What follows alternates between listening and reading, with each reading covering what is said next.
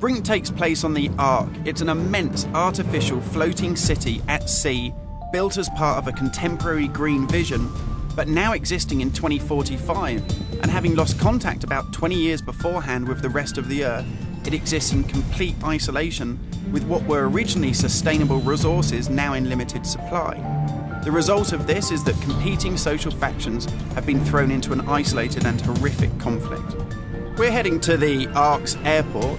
This was the original location that celebrities flew in and out of and had their photo opportunities, but it's also, because it's been deserted and disused for 20 years, the ideal location for me to show you a couple of the game's features in the absence of any enemies. Now, Brink uses those same familiar shooter controls that you're used to, but without the artificial constraints, because we've developed a new system that we're calling SMART. It stands for Smooth Movement Across Random Terrain. If you walk up to something that's an obstacle, just as you would do in any other shooter, you'll stop. But if you want to try and indicate to the game that you want to get somewhere as quickly as possible, using this SMART button, you're able to vault, mantle, and climb with ease. And this is a cool system for helping you navigate through the game, but it's not an autopilot. You don't enter a canned animation that you can't get out of. It's great for advanced players too. If you're approaching an obstacle like a security sensor, and you want to make it through that obstacle without perhaps alerting the enemy to your presence, you could just look up and you'll mantle up and over that automatically. And by the same token, if you use your same SMART button just running towards something and looking down, you'll indicate to the game that you're able to slide under something. And this is really important because in Brink, we want you to be able to make tactical decisions about where you go and how you play.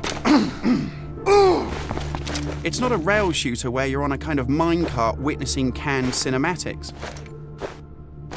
And that's important too, because in Brink, irrespective of whether you play offline or online, you can create a cool identity for yourself that really reflects how you want to play the game.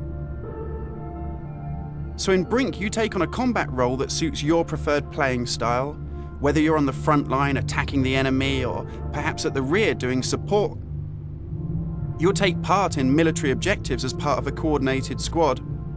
And when you complete these successfully, you'll earn experience points that allow you to unlock cool upgrades for your weapons, really cool abilities that suit the way that you want to play, and also cool outfits that reflect what a badass you are. And you can do this irrespective of whether you play offline in traditional single-player style mode with no internet connection, or play cooperatively with up to 7 friends, or go online and play fully where the entire game is full of strangers.